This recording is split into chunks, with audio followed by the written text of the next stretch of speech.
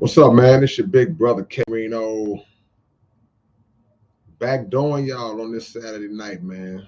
Had to go back on y'all because I know a lot of y'all say, man, like sometimes I read the comments on certain topics that I post, and I read where y'all say, "Oh man, this one came right on time. This one came right on time. Oh man, I'm going through this right now," and that's always a blessing to hear that. It's always a blessing to hear that. It doesn't mean that I'm some kind of um, psychic or mind reader or prophetic individual. Far from that. It just means that typically we as people we go through a lot of the same stuff. We go through a lot of the same stuff, man. So when I post a topic that y'all look at and say, "Man, you speaking to me right now, man. That was right on time." And I mean, it's no type of divine revelation that I have. It's just the fact that, hey, I just hit on something that in that moment caught a few people. You know, sometimes you speak about uh, your own life, and when you're going through certain things and you speak about your own life, just like I do in my music from time to time, then quite naturally, it's so many of us on this planet is going to connect with somebody else too, because it's too many of us for a lot of us to not be going through the same stuff. So as y'all come in the door, as I see y'all slowly creeping in, um, hit the like button for you, big brother. Hit the like button right now if you haven't done so already. Um, let me take this moment to lay out some quick little ground rules, quick little house rules that we live by and that we operate right here on my channel. Um, the way I normally do my thing is if I have a topic that I feel is necessary to discuss, then I would jump right in on that topic. There are other times where I don't particularly have a topic and I'll do an open topic. That means y'all are free to talk about what you want to talk about, ask me questions or whatever, and we'll just freelance it throughout the live. On nights like this where we have a topic, I want it to be clear and understood. People who come in here regular, they already know, and the mature people, the adult minded people to understand, but I always have a few, and sometimes new people who might not understand. Um, we stick to topic when there is a topic. So just respectfully, I would ask that you wouldn't ask me anything that's not related to this topic that we on, this concept that we on. And respectfully, I would ask that we all be mature adults and not play and act silly and act like 10-year-olds when we on a grown folks conversation. When we having grown folks conversation. So I would expect that, grown people would respect that. But in the meantime, hit that like button. Oh, I forgot to say the last part. If the rules are broken or violated in any kind of way, you will be removed from the club. I will bounce you out of the club. So it's your decision. But hit the like button as y'all come in, and as y'all see by the title, we're talking about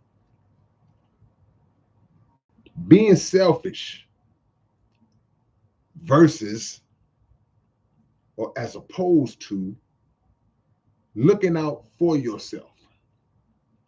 And the reason why I wanted to go with this is simply because a lot of times there are people who are very selfless, meaning they're the opposite of selfish, that they give a lot of themselves. They're always helping people. They're always going above and beyond to look out for others. They're always doing things to make life easier for other people.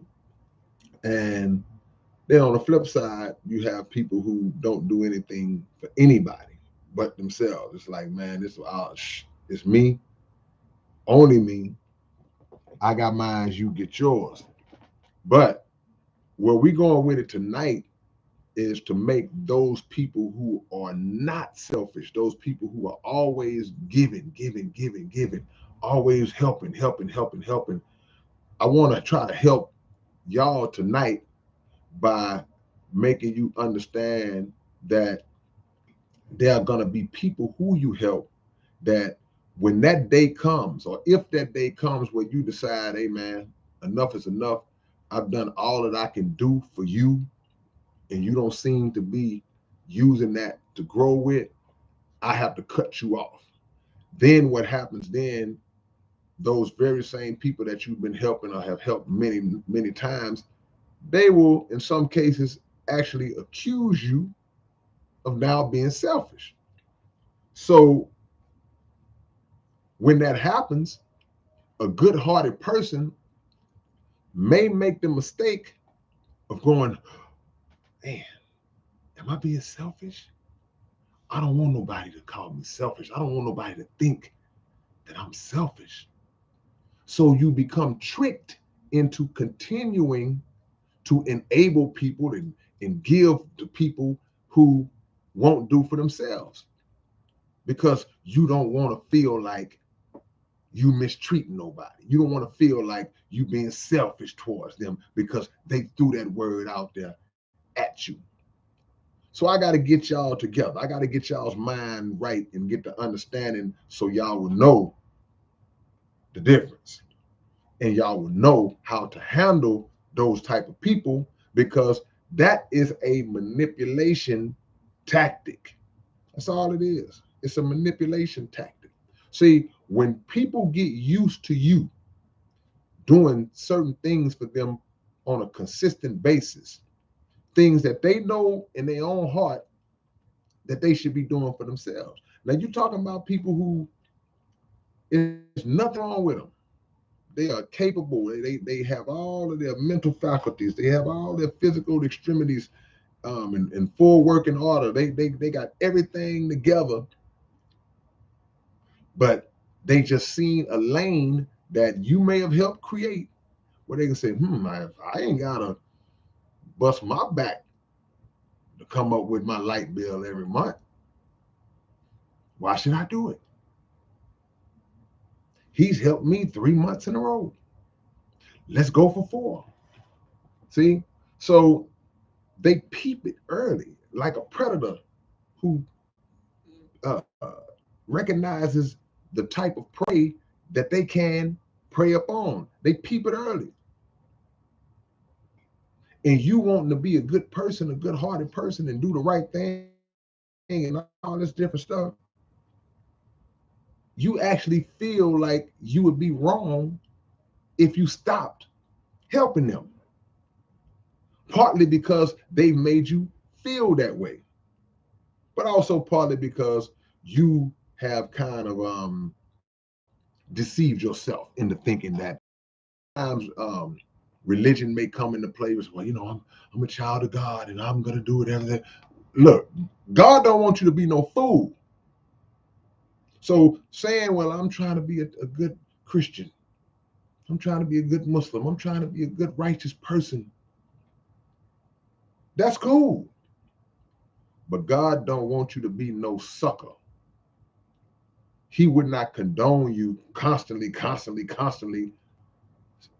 spreading yourself thinner and thinner to look out for somebody who won't even look out for themselves, and they really don't care enough about you to start the process of looking out for. See, because if it's a person who's a self-respecting person, right, and they really needed the help, and you had been you had been helping them for a while, a self-respecting person is always in the mindset and in the mode of, man, I got to get back on my feet. I can't continue. A self-respecting person actually feels bad that they have to ask for help, even though they know they're not taking advantage of. They just like a man and as a man and a woman, they like, man, I just, as a man and as a woman, I want to stand on my own too. I don't want to have to ask nobody. So if they have to swallow that pride in a moment and go ask somebody, trust me, that type of person can't wait to get back on their feet to, number one, be self-sustained, but also number two, to pay you back for what you did for them. But you have other individuals that's like, man, I can ride this out forever. This is great. Wow. You mean other people will just do this for me and I ain't got to do nothing? Just like the people that's out in front of the stove. Like the people you see that's out in front of the stove, and you see them, it's like I say, it's, some of them are, some of them on drugs, some of them in a bad way. But a lot of them, it's like, dude, there's nothing wrong with this guy. There's nothing preventing this guy from doing something for himself. And you just stand out the store. You outside the store for 8 hours, catching everybody to come. Hey man, you got a little change. Hey man, hey man, when you come out there, you got the change you spare. You've been out there for 8 hours like a regular shift. See? People that don't want nothing. So we start to give too much of ourselves and we don't know when to stop because we are blinded by the love and the care that we feel for the person that we helping. Because you're not helping total strangers per se. You helping your homeboy. You helping your cousin. You helping some dude if you're a female. You helping some female if you're a dude. See? You helping a child if you're a parent. You helping a grown, able-bodied child who's exhibiting those types of qualities. But in a lot of cases, the one thing we got to look at, because people say, well, man, I knew, man, like that. Now look how he talked to her now. Look how he treat her now.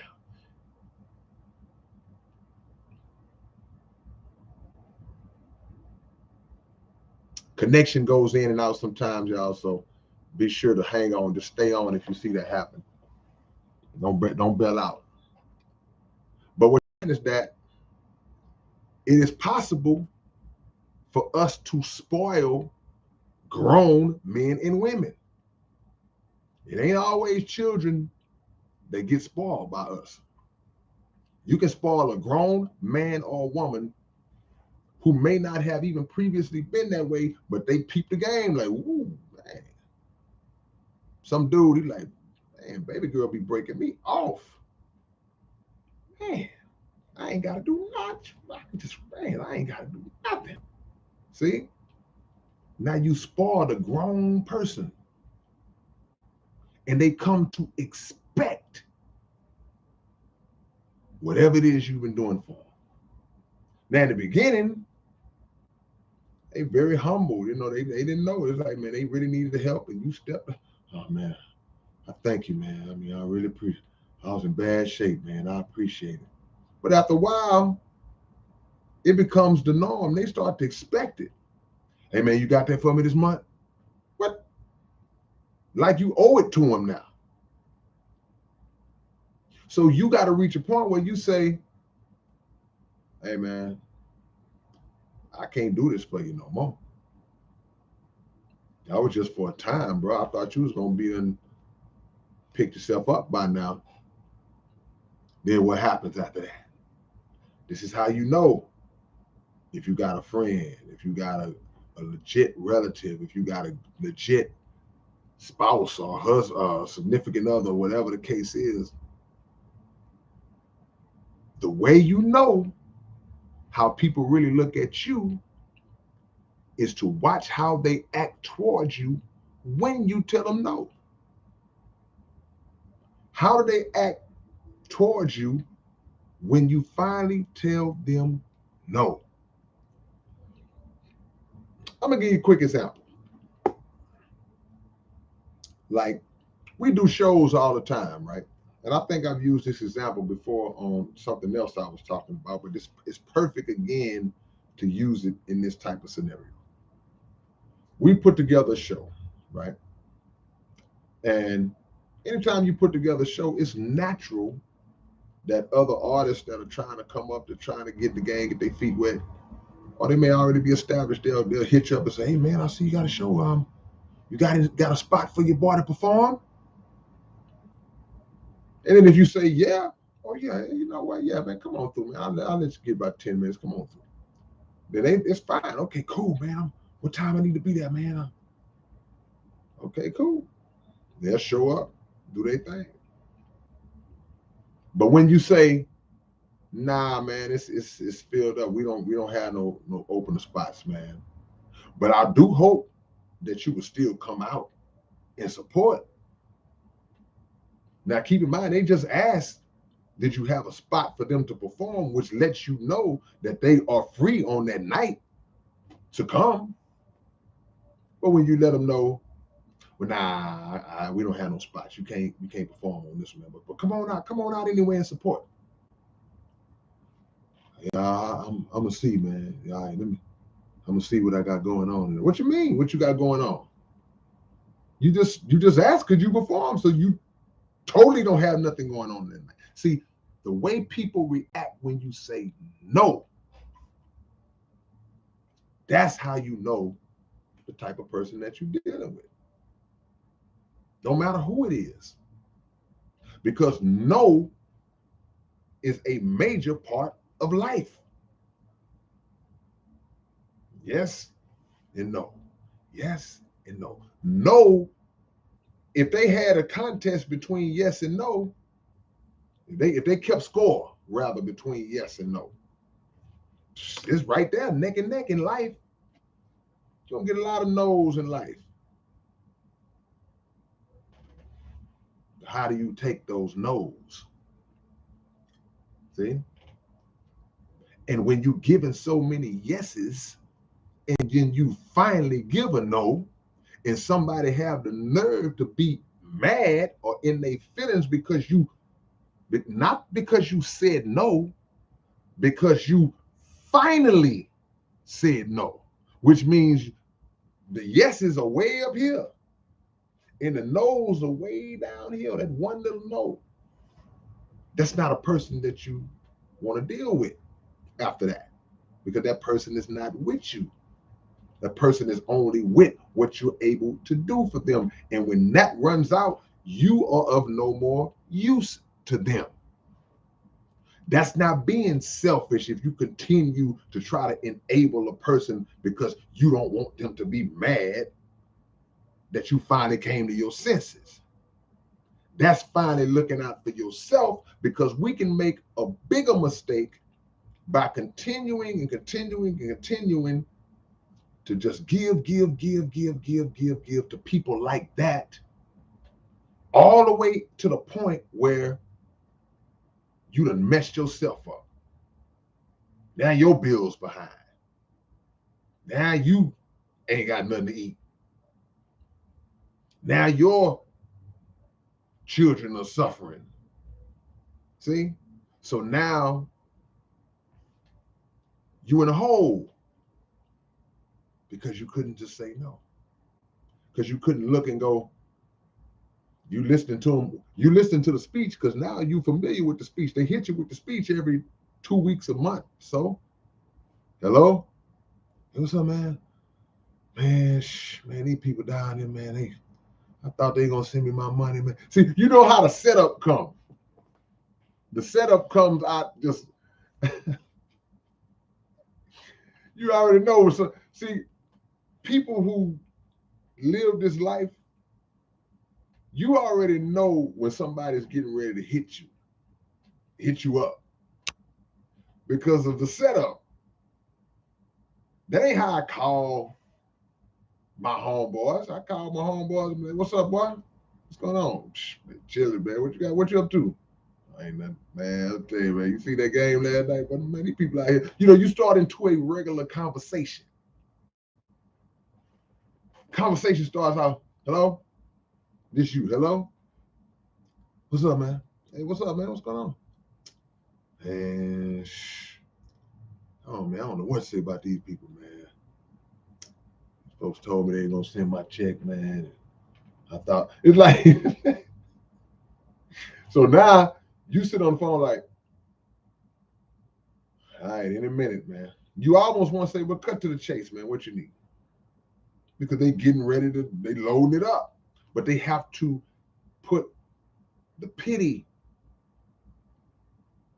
air out at first. They got to put the pity cloud over your head to set it up. And then, you know, man, it's like these people told me it was gonna be 150 to fix my car. Now I went back, they saying it's gonna be 300. I mean, and my baby mama called me talking about our son sick and he got to go to, they started running down the whole thing, which all means, can I borrow, or can you help me, or man, I sure hate to ask you. See, now don't get it wrong, everybody needs help sometimes. Everybody needs help, everybody, but it's about the person, the pattern, and it's about the the history of previous times where that person has come to you in that manner, and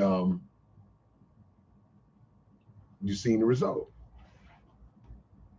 So once you do it a few times, you're like, nah, man, you know what? You ain't want to answer the phone no more. Oh, here we go. Hey, here we go.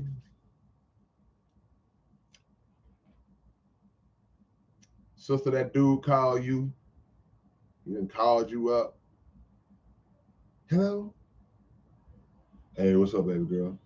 Hey, what's up? You thinking he want to hang out and spend some time and go to the park, push you on the swing. You think he want to have a good old time, but yeah, you know what I mean. Man, they tripping over here, man. And who tripping? And these people at this apartment, you know, they raised my rent up. He loading you up. He loading up. Then you so nice, you so sweet. Well, how much? How much they say you need? How much is it? Before you know it, especially dudes, you know, dude gonna smell blood. Or, I mean, I can get over to the place. I can get the money. I ain't got no car. I just need to get. Well, you can borrow my car. Y'all better stop letting these dudes borrow y'all car.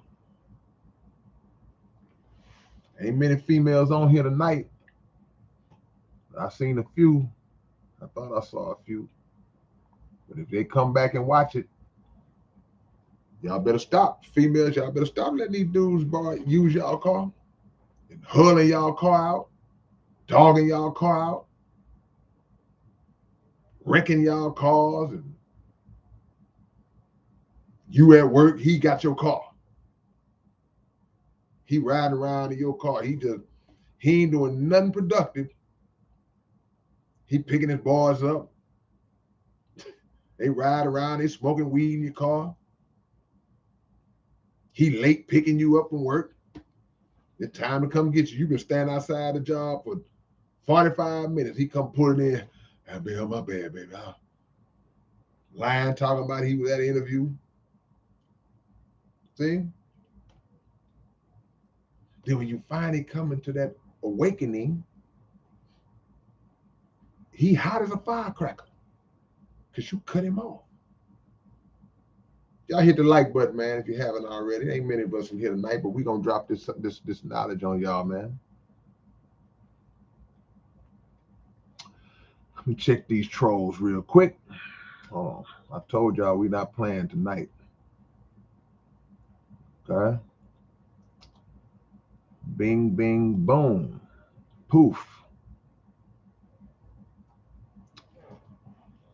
So learn the difference between looking out for yourself, finally looking out for yourself and making sure, okay, what's the rule on an airplane? What is the rule on an airplane when it comes to the oxygen mask? Does anybody know the rule on the airplane when it comes to the oxygen mask?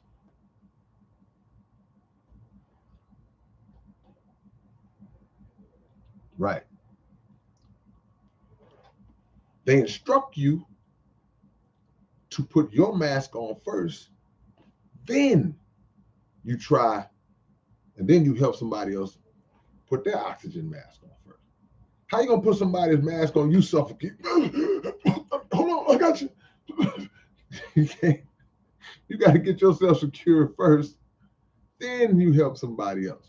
But many of us will stretch ourselves out and just basically mess ourselves up and lose everything we have to try to keep somebody else afloat. Like on the Titanic, Jack found that little door floating in the water. He thought both of them could get on there though. He looked at it like, okay, we can both. Then he realized, can't but one of us fit on this door. So he did the gentlemanly thing. He did the manly thing and let the lady get on the thing. But in the process, it might not have been the best example, but the bottom line is you don't let your lights get cut off. You don't let an eviction notice get placed on your door. You don't let your car get repossessed. You don't let your family be hungry. You don't do that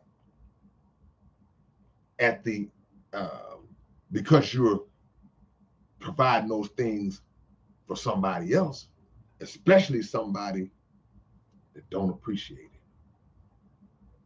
That is preserve yourself, self-preservation.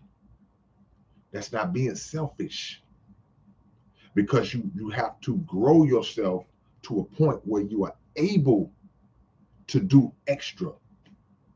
That's not the same thing as being in situations where you may have to give a little extra and sacrifice. That's not the same thing. That's not being naive and being stupid.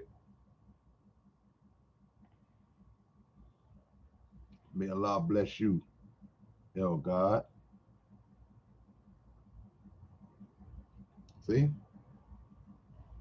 We find ourselves more worried about people, certain people, because I don't want this to be cast out like some general, everybody in the same box. Nah, everybody in the same box. Because like I described earlier, there are people who ask for help. That's like people who go on government assistance.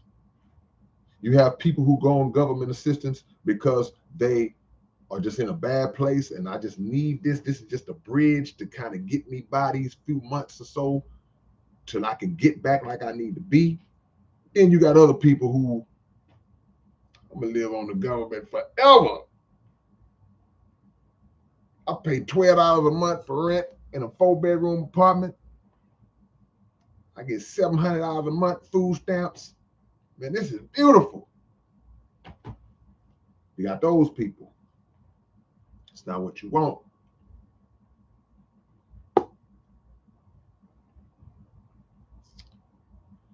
Charity is cool. Sometimes you have to humble yourself and accept some charity, accept some help.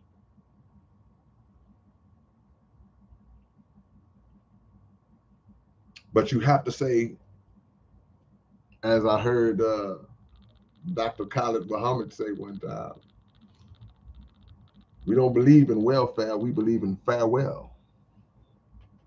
See?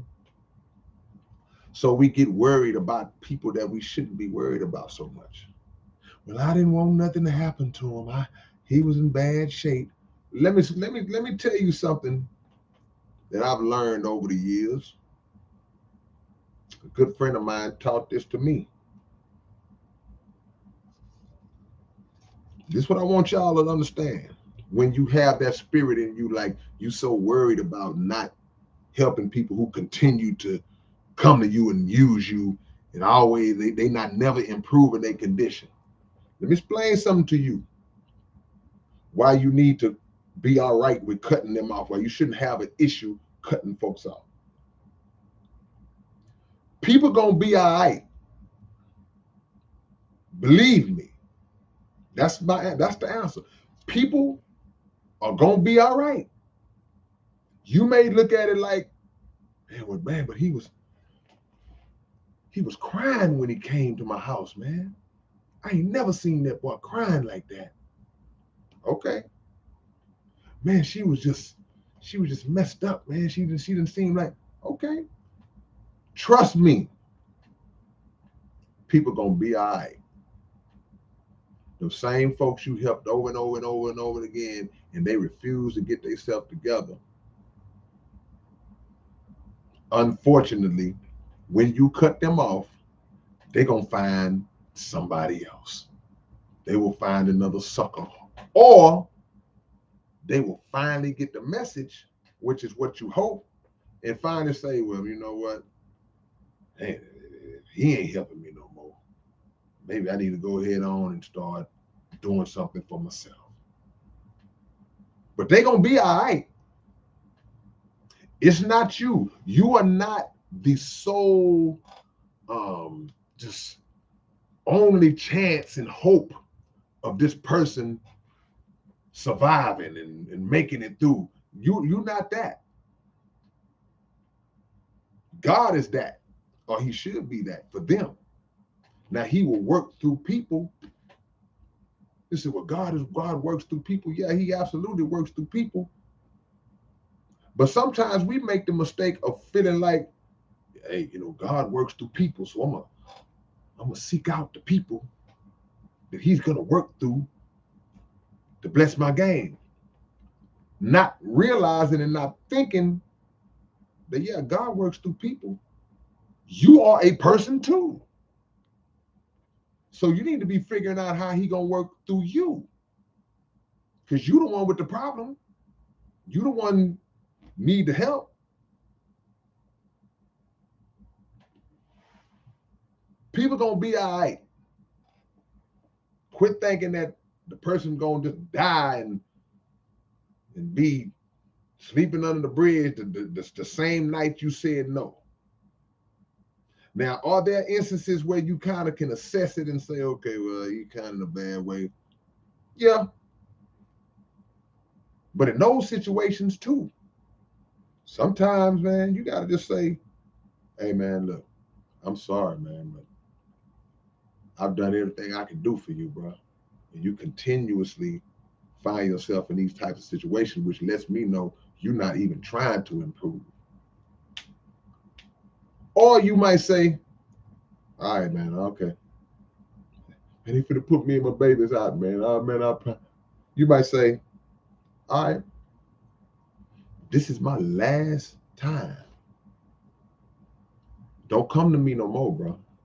Don't come to me no more. This is it. This is the final time. And if you say that, you gotta mean it. You gotta mean it. You gotta say, man, this is it. And make them know. They gotta see it in your eyes, like, this is it. You can't come back next month, next week. You can't. You can't come back to me no more. And watch. They're gonna be all right. They're gonna figure it out. Because some people, when you cut them off like that, okay, they'll stop. They'll stop coming. And then you'll look up and you'll see them somewhere. And in this day and age, you'll see them on social media, flexing. Like, man, I thought he was doing bad. I thought he was in a bad way. See? Which makes instantly gonna make you feel like, man, I should have been cut that cat off. I should have been done with it, because all the while, he was gonna be all right. She was gonna be all right. See? Males and females. Because we know as males, we can be some real bummy, freeloading type individuals. But unfortunately, a lot of females can be that way too. You know, you meet a female and the second you meet her, you have a conversation, and the first thing she said, what the man said? Like, hey, what's up? What that comedian say? What's up? Oh, ain't nothing, just trying to figure out how I'm gonna pay this light bill. How is that the conversation? How you just jump straight to that? Because she's looking at you as an opportunity. Another one of my good friends taught me a long time ago on that level. He said, man, I don't have no problem saying no when a female come at me like that, a female that I just met. Because she just trying to see who you are, trying to see if I got me a trick. But he also went on to say, shout out to my homie Mad Bomber. He said, I don't worry about that. I don't lose no sleep. He said, because one thing I know, a woman ain't gonna let them children starve. She ain't gonna let them babies go hungry. So she gonna figure it out whether you help her or somebody else do. See? So we gotta learn the difference between being selfish and looking out for yourself.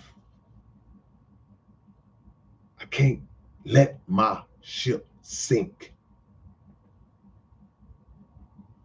When the Titanic sunk, I like the Titanic. I always watch little documentaries and stuff like that on the Titanic. When the Titanic sunk, right before the ship sunk, in the process of sinking, still a lot of people still on the ship. But the people who understood the ship, like the captain, the ship's designers, a lot of the crew that were on the ship, they knew that the ship was going to sink. So they started putting people into the lifeboats, right? So once the lifeboats were all in the water and it was clear that the ship was sinking, and when the ship had actually sunk, now you got over 1,000 and some people in the water hollering and screaming and yelling. And like you saw in the movie, some of the people was like, we got to go back. The people in the lifeboats was like, we got to go back and save some of them people. And the guy was like, no, we can't go back. Because if we go back to save those people, they're going to swarm the boat. And if they swarm the boat in a panic, then all of us going to be gone. So that can be viewed as a selfish through. Or you can look at it through the lens of like, well, in reality, yeah. Realistically and logically, it's not going to work out. We're putting ourselves in danger to try to go back into a mob of panic, frantic people on a lifeboat that only holds 65 people and expect a calm, orderly transition. Everybody and their mama trying to get on their lifeboat. So the point is, you don't do anything to jeopardize your security because of somebody else.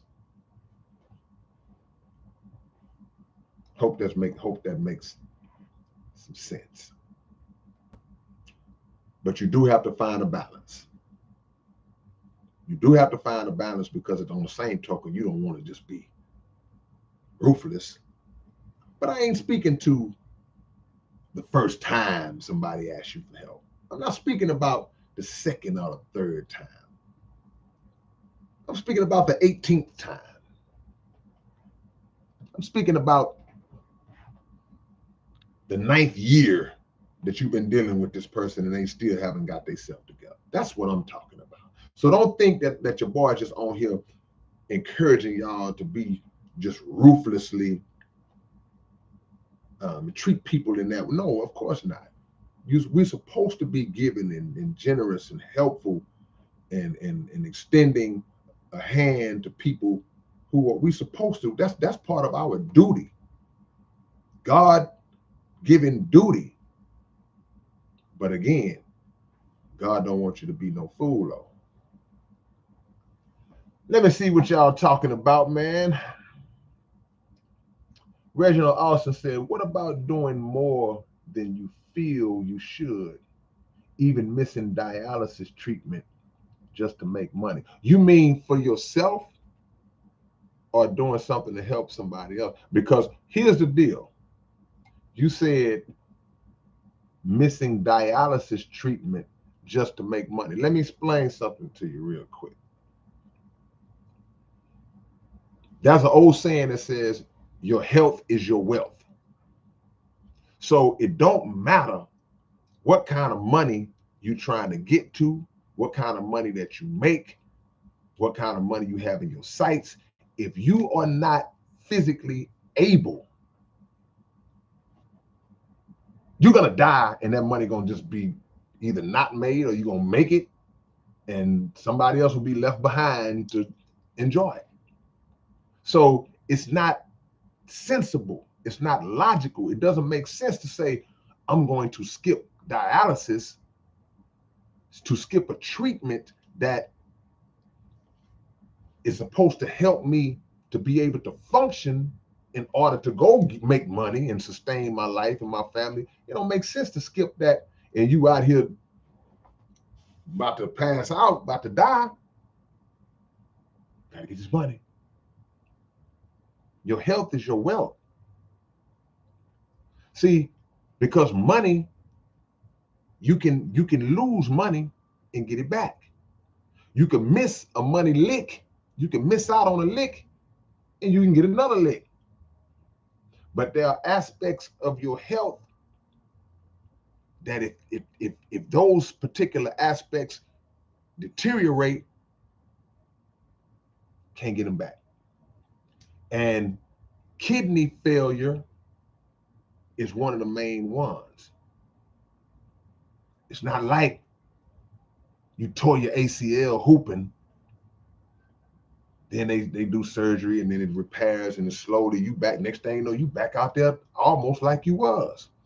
It's not the same with your organs.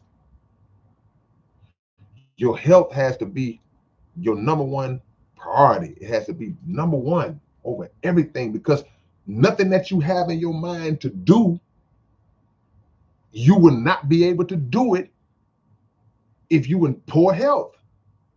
That's just that's mathematical sense. So no, bro, ain't no amount of money worth the gamble. Straight dog, you don't want to be their enabler. Yeah, you don't want to be the enabler because they recognize it like, ooh, man. Like I said, you can spoil grown people and they look at you like, man, I got one. Cut them off. And some of us learn it over time. Some of us learn the hard way. Some of us learn expensive lessons. You look back and you calculate all the money that you've given to a person. We've all done it. It's like, man, I'm blue. All this money. But also, it's about your time too. Because people will suck up your time. See? They will suck and drain your energy, steadily bombarding you. Sometimes it don't be about the money. They just getting they ranting and getting their stresses out, applying that pressure to your ear just to get it out. And you sit there and you take it, you know, oh, man, we're just hang in there, man. You know, blah, blah, blah. And the first time you're not able, hey man, well, let me call you back, man. I'm at my family reunion, man. I'm like, hey man, my dad just came back. I ain't seen my dad in 12 years, man. We having a celebration. So you ain't got time to talk to your boy, man. I'm going through some things right now. Yeah, I understand, man, but you know, we'll talk about it later, man. this is how you do me, man. Cut them off. Cut them off. Charlo B. Jr., what I pour out of my cup for others is for them. And what is left in my cup is for me and me only. And the thing about that is that the balance, knowing how much you are comfortably able to pour out of your cup. You're like, okay, man, this is all I got right here in this cup. But again, I got to make sure I throw this in because somebody may have been just jumping in. They think I'm on some crazy talk. I'm speaking to and about people who we have constantly helped and helped, and they haven't made any efforts to improve their condition. That's what I'm talking about. I'm not talking about in general just helping good-hearted people or people who need the help and they don't plan on being someone who wants to be enabled. They don't plan on being a user. They don't have that kind of spirit. I want to make that clear that that's not what I'm on right now. What is helping someone? What is helping someone before helping self, or helping self before someone else? What do you mean? What is helping someone before helping self?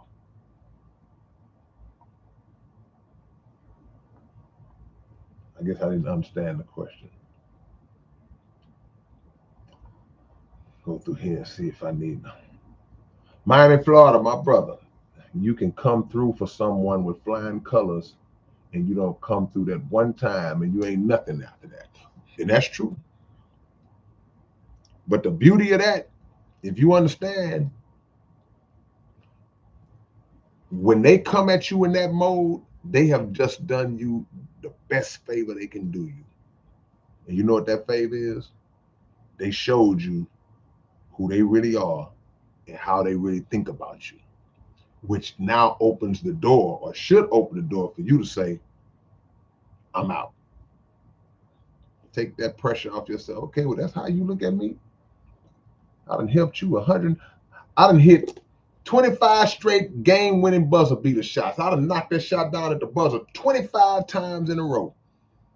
Y'all hotter than screaming, oh, he's the greatest. Next game, I missed the game winning this game, and they all booing me and want to kick me off the team and all that. That's when you know.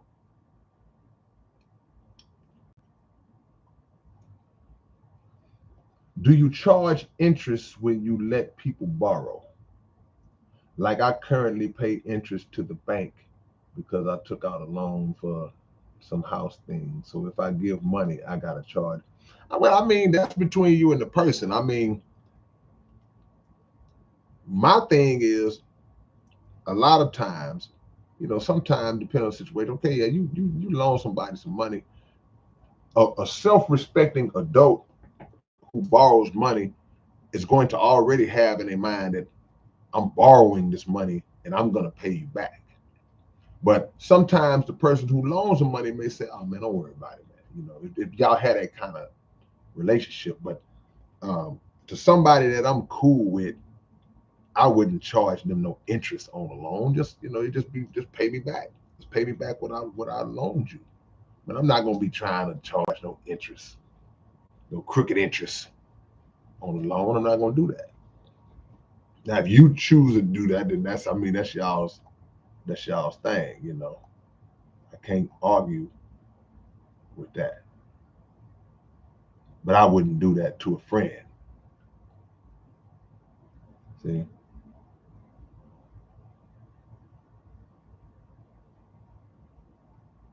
She says she would feel like company if her light bill got paid. That's how it be sometimes. But you gotta ask yourself, do you want to be that kind of company? I don't want a person's friendship to me to be based on what I can do for them. Because I'm not going to be your friend based on what you can do for me. Because I'm going to stand on my own. I don't need you to pay my light bill. So yeah, that's a true way to look at it. That's a true way to look at it. Hey man, we got my brother in the building, man. SPCOG. He just had a birthday recently too. Just turned 71 years old. So we got to do an OG salute / birth anniversary salute to my brother KO is in the building, man. SPC since 1988. Of course, y'all know this is 35-year anniversary of South Park Coalition. So drop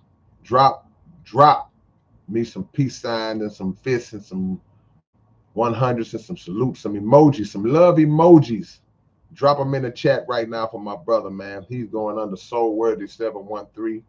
But that's my brother KO in the building, man. So we're gonna drop some OG love and some birthday love for my brother, man.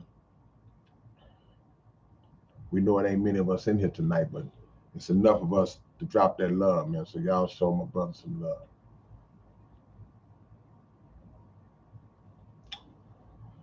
Do you think that it's selfish of me to take my life away when I have people that love and care about me? Absolutely. It's 1000% selfish of you if that's your thought process. Absolutely.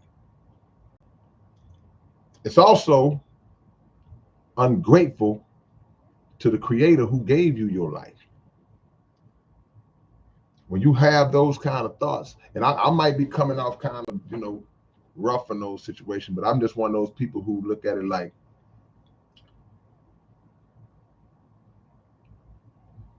you're going to take away something that you didn't even give to yourself. You didn't give your life to yourself. And you are here for a purpose. You have a purpose on this planet. So it's absolutely selfish because, like you just said in your own comment, you got people that love you. And they're going to feel some kind of way if you was to remove yourself from the planet like that. They're going to feel guilt because they're going to feel like, man, what did I do wrong? Was it something I could have did or said and I didn't know he or she was going through that? I mean, that's my child. So yes, absolutely. Because like the old saying goes, suicide is a permanent solution to a temporary problem. So whatever it is you got going on in your head, it ain't that serious to check out forever. Because that can be fixed and corrected. But the loss of your life cannot be reversed or fixed. It's a wrap. So don't be disrespectful to the creator that made you and the fight that you fought in order to get here. In your lack of knowledge as a as a as a as an embryo, you in the womb of your mother, and all of a sudden a brain forms and develops. In the same way we can stand here now and I can do this with my arm, I can do this simply because a signal transmitted from my brain that commanded my arm to go up that quick because of the speed of thought and the speed that thought travels. So the brain of you that formed in the womb of your mother,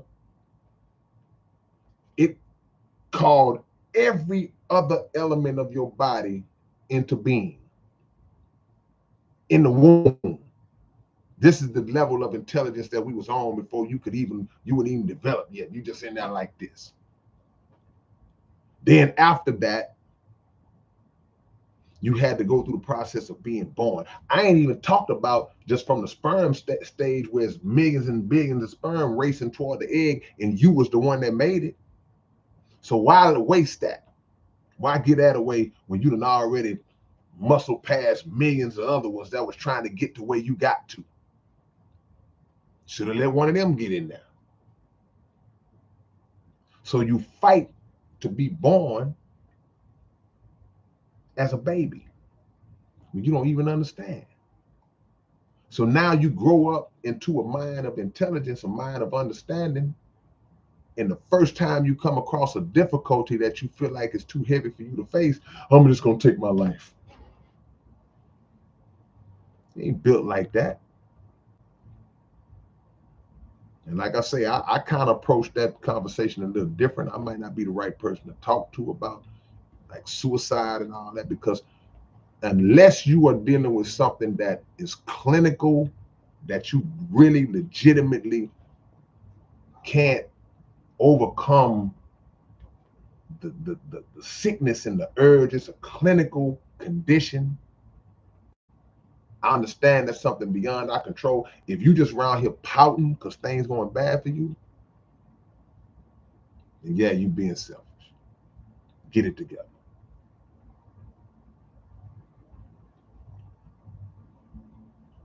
Glad you brought that up though, because that is a form of being selfish. So when you think on that level, now you got to look out for yourself, but you also have to consider the other people that care about you.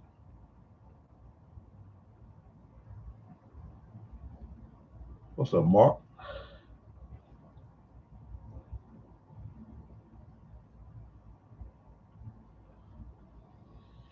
So you have to make sure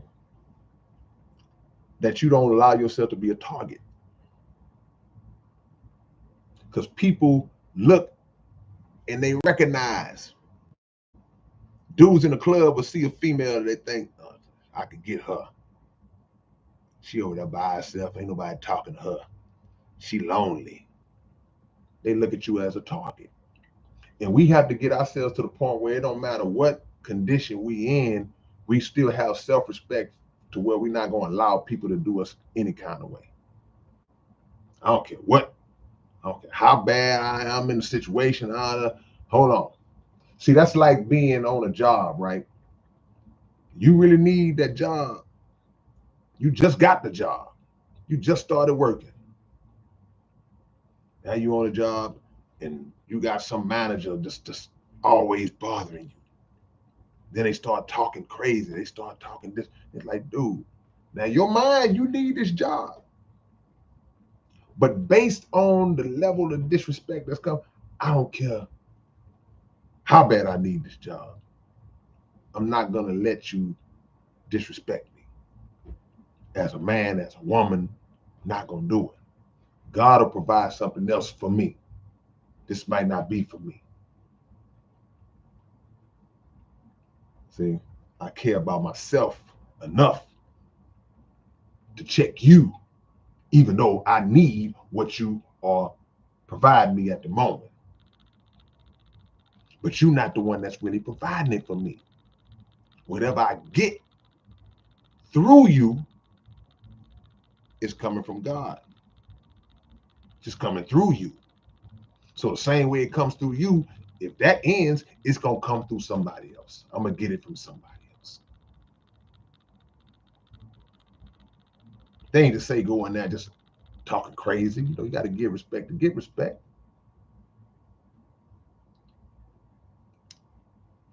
See?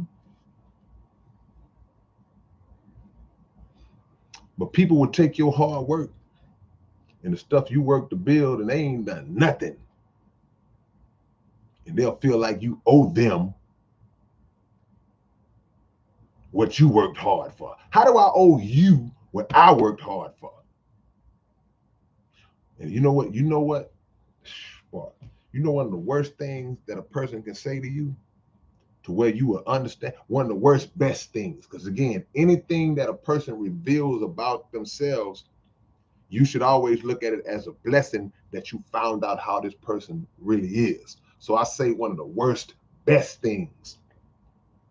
If you got somebody that's leeching off of you, roaching and mooching off of you and always trying to get something out of you. They'll never do nothing for themselves, never give nothing back to nobody, just never even pay you back, never, none of that. And then you finally go, nah, man, I'm done. And they going, why? Nah, man, I ain't gonna keep on just doing that for you, man. You ain't doing it.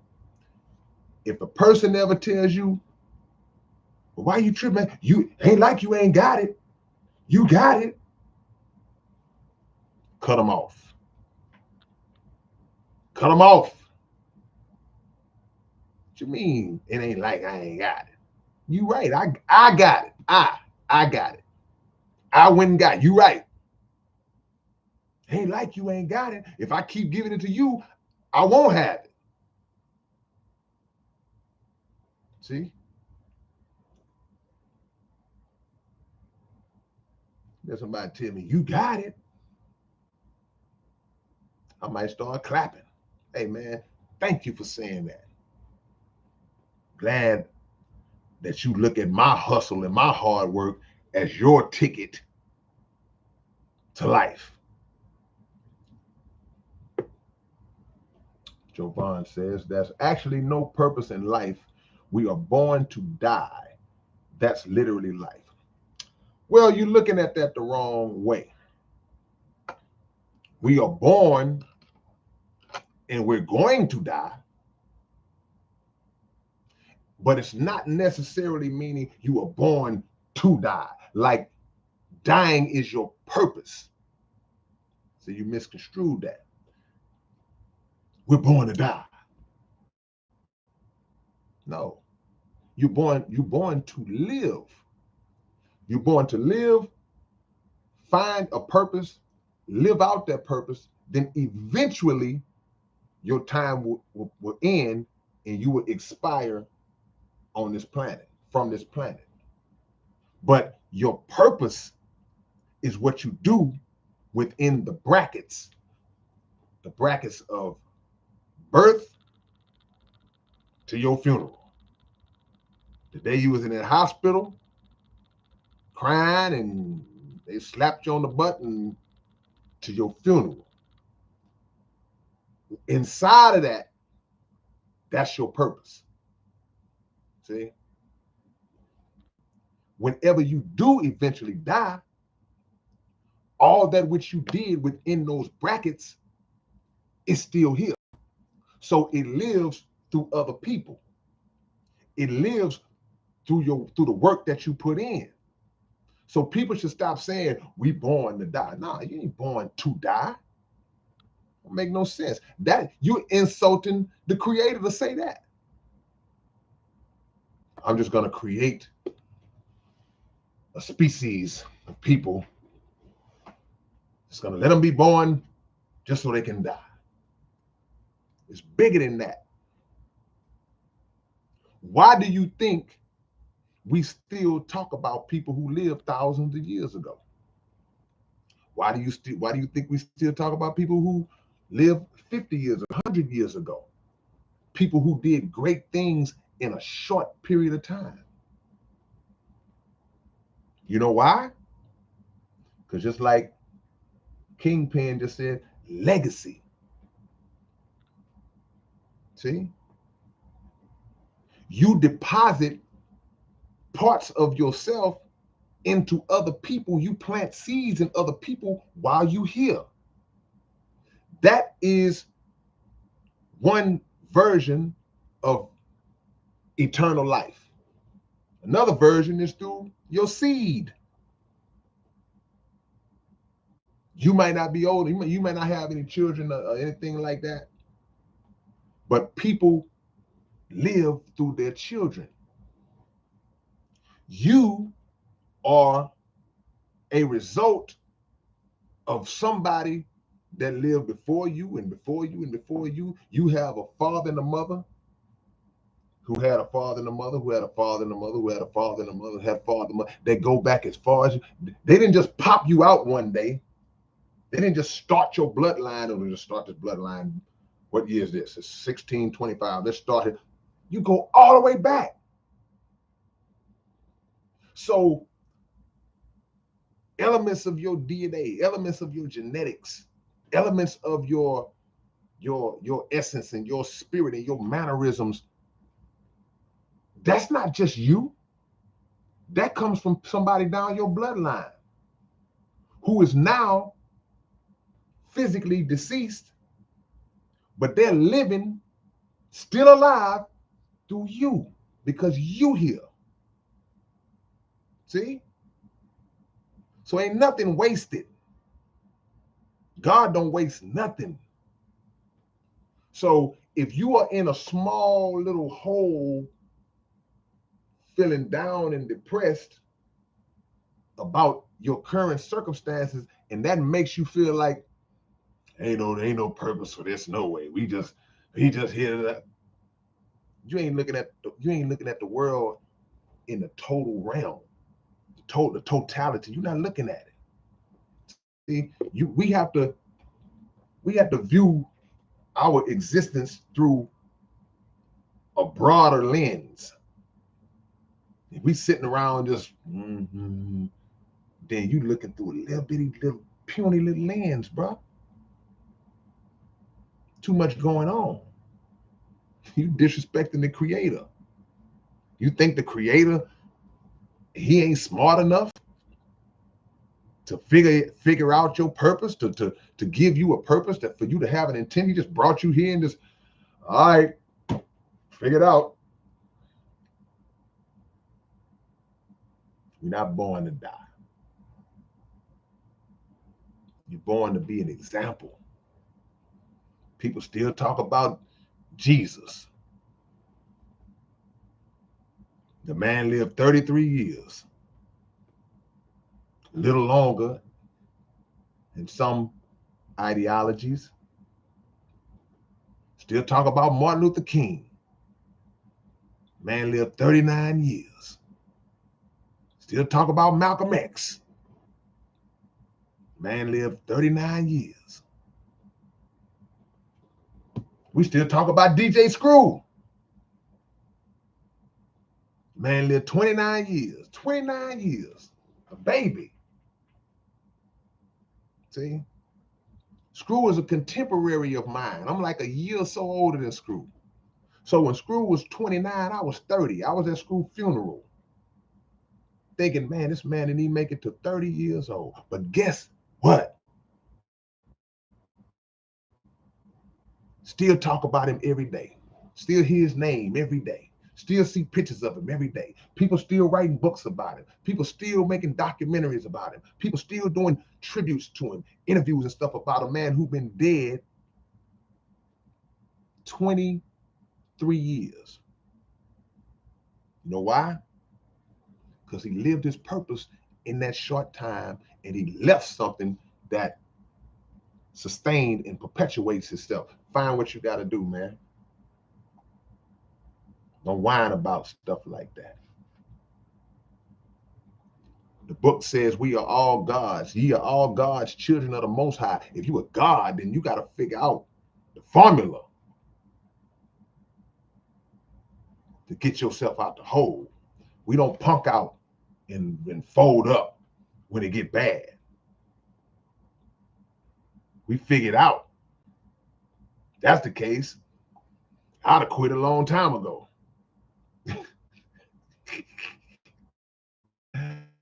I quit a while ago. Hey man, look, we all hit the wall. Everybody hit the wall. But what you do when you hit the wall is what determines who you are.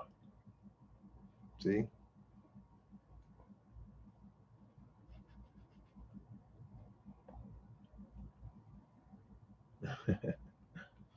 Say my godson was screaming. Oh, what? He was screaming my name today? That's right. That's right. I got to come see him. You have to bring him to me. Stephen Brennan says, just be without trying, know without explaining, and give without bragging. That's a good philosophy. Be without trying. See? Sometimes you got to explain, though. But definitely give without bragging. Bot Mushin says, people make their own choices, then blame the wall.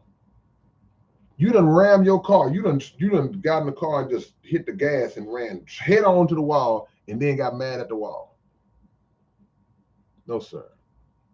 Ain't the wall fault. You chose to run into the wall. See?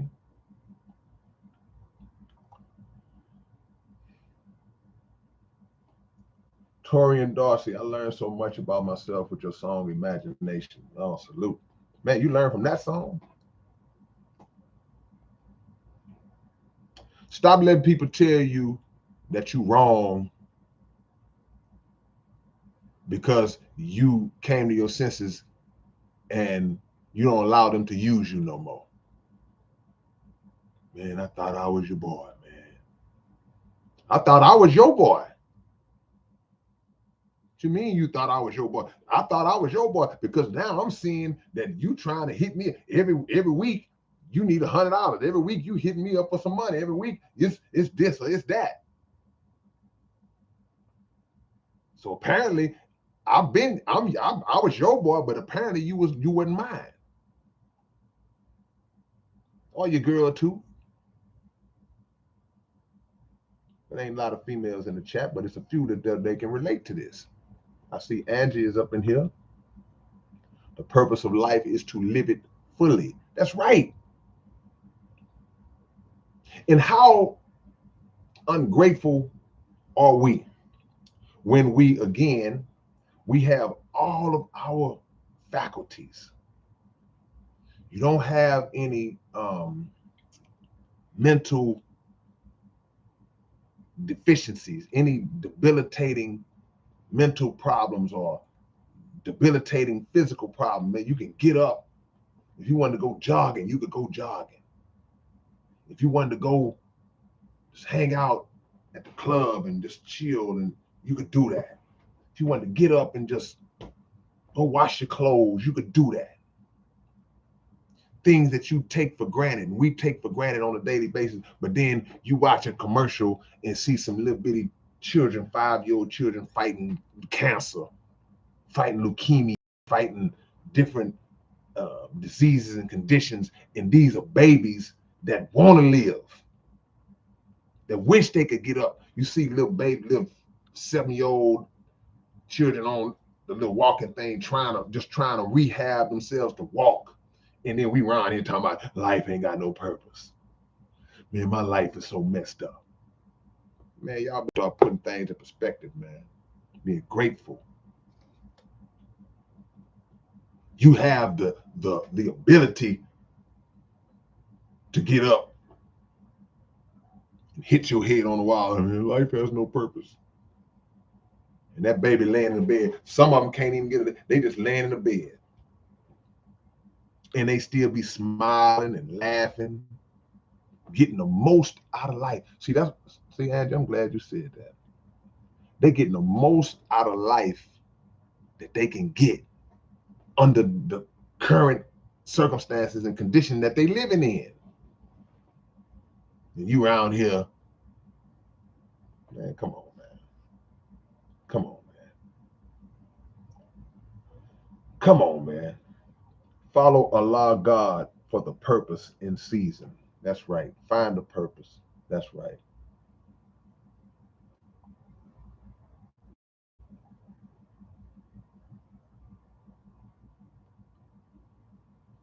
Life is what you make it. Life is what you make it. So happy. I don't know all the words.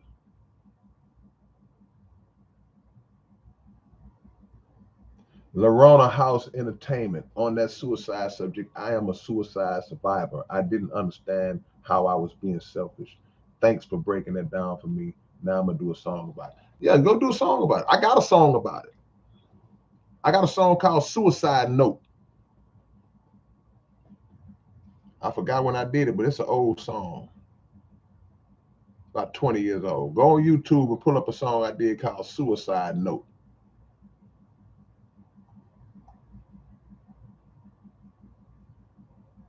But yeah, you're right. It ain't about just us, man. Your life is not just for you. It ain't just for you. Once people care about you, all bets is off. Your life ain't just for you. Justin Lane says, born to ascend. Just a heads up, the self is an illusion. The understanding of God is the understanding of the infinite and the finite. Nothing and something arise from each other. No, I mean, I agree. We are an illusion. We just passing through. God is the only reality. He's the only constant. We are passing through.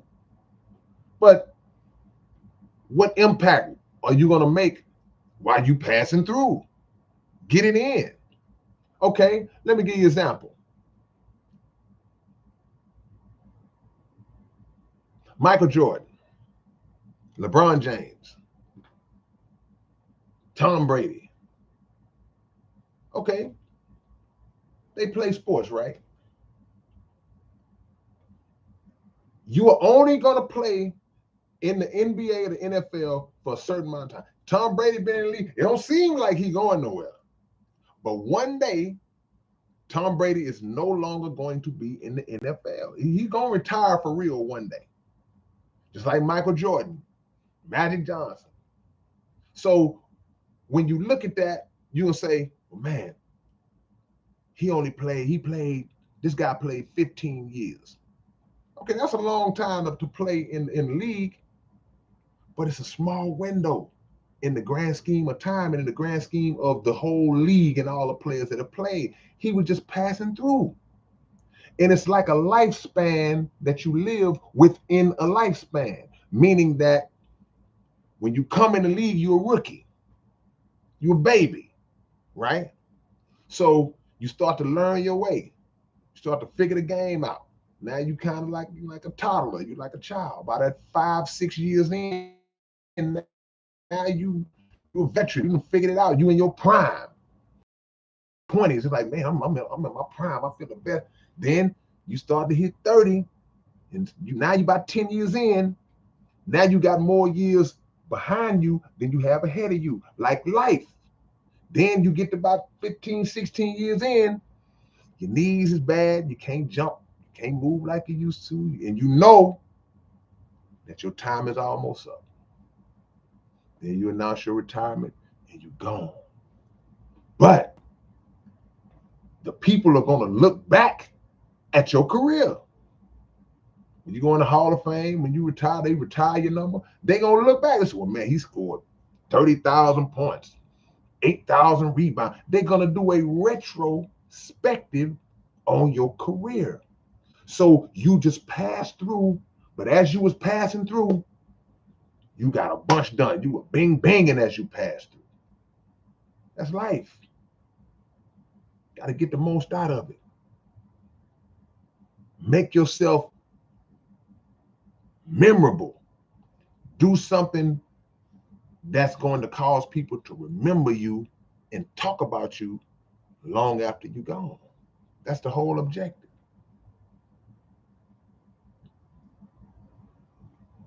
Come on, man.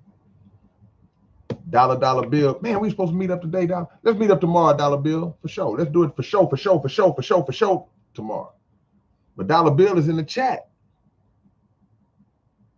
We made a song called Cloud of Smoke. Go on YouTube. I'm giving y'all homework. Go listen to a song called Suicide Note that I did, and go listen to a song that me and Dollar Bill did called Cloud of Smoke. That's what this is talking about.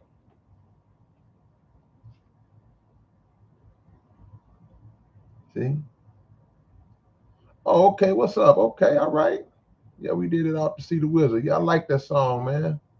That was a dope concept you came up with.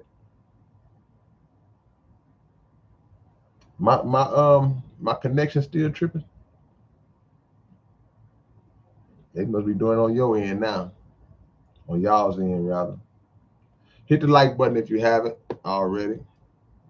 It ain't many of us here, but we will try to see if we can get to 100 likes. If we can't, we'll try to get as close to it as we can. So if y'all haven't hit the like button, do so right now.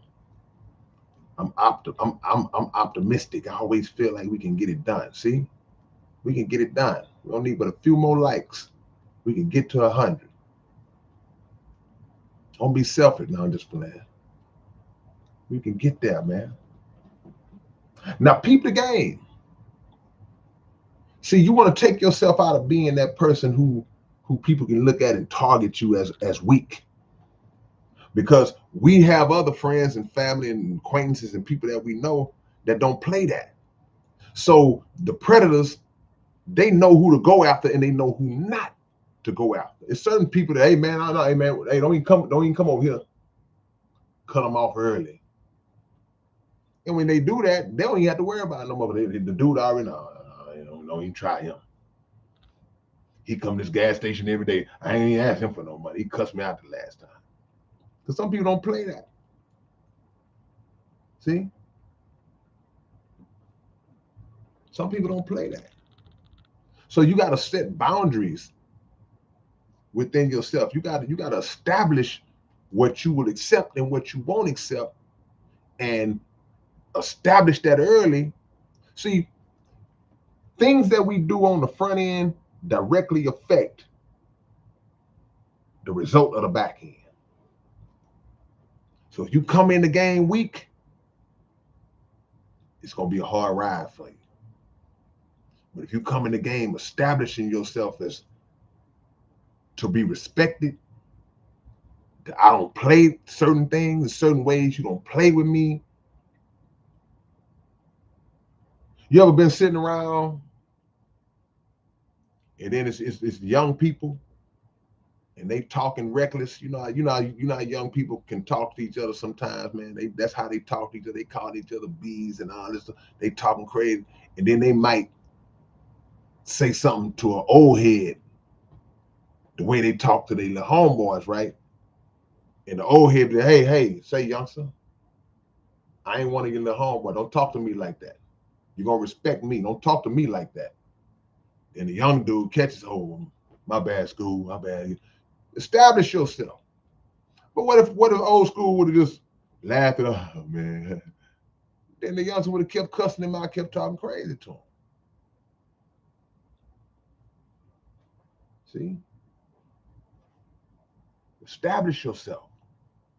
And if you establish yourself early, that saves you a lot of conversation. You ain't have to deal with it. They already know. They already know when you come in the room. See if we can get to 100 likes, man. See if we can pull it off. We almost there.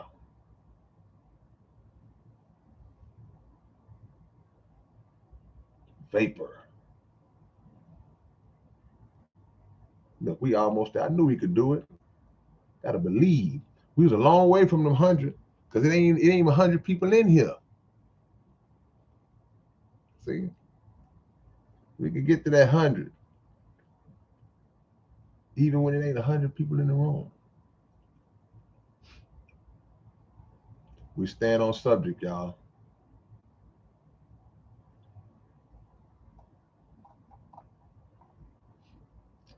Hey man, at the end of the day, no, I'm not gonna say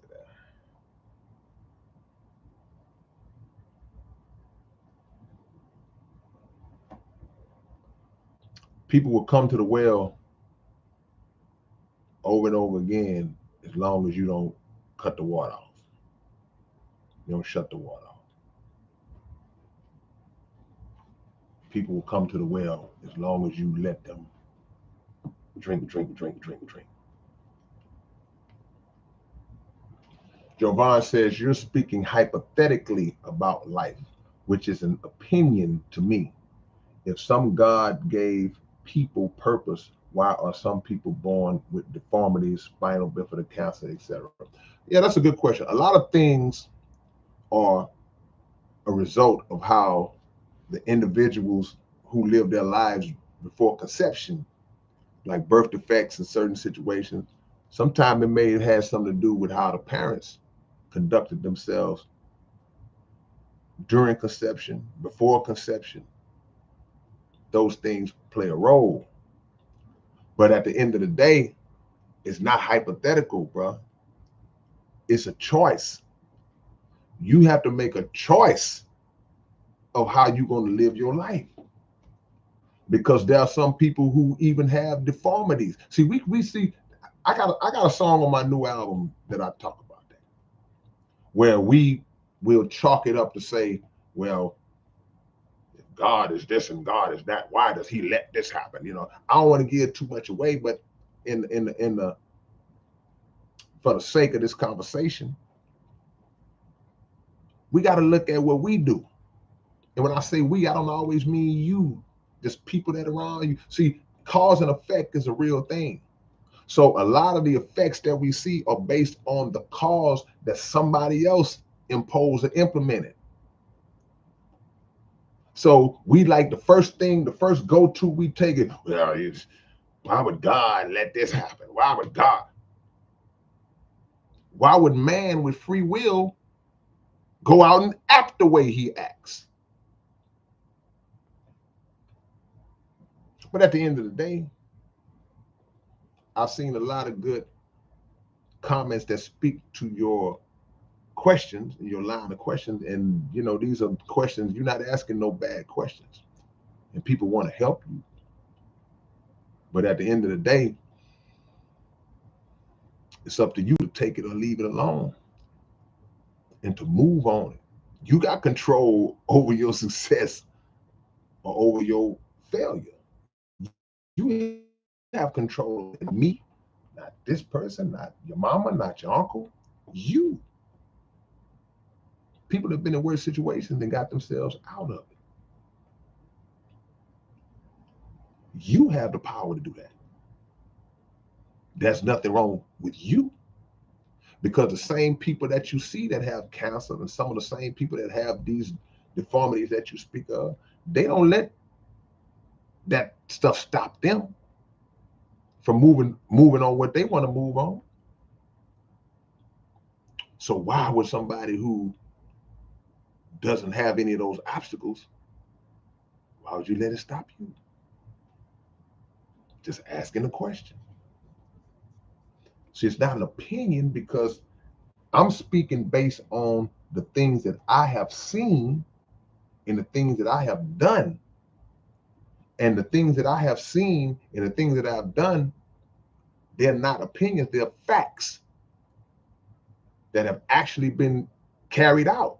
So I can't agree, but I'm still do everything in my power to try to make you understand. DJ Rec, my brother, what's up, Dougie Doug? No question, man. 35-year anniversary, South Park Coalition, September the 10th, live at the Scout Bar. Y'all got plenty of time to get tickets. Some of y'all may live out of town and say, man, I'd love to come to the SPC show, but I live in Germany. I live in Mississippi. I can't make it. You can sponsor someone else to make it. You can purchase some tickets and say, man, I want to buy 5 tickets. And then we'll give those tickets away so somebody else can go.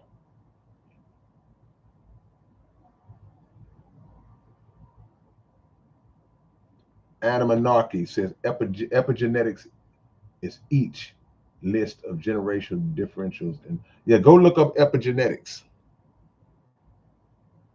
Because before I knew what that term meant, I used to always wonder, was that a possibility? That things could be genetically passed on through generations, just thoughts and fears and things of that. Then when I seen that term for the first time, I was like, wow, it really can.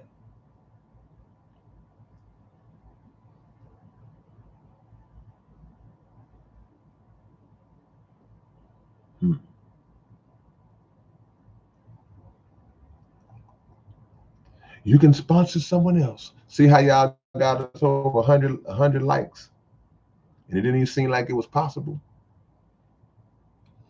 You got to put it out there. You don't know what you can do until you try to do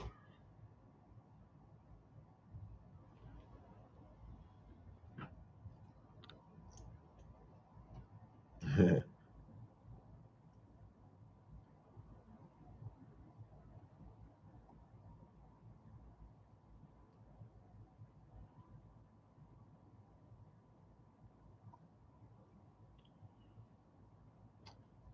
All right, man.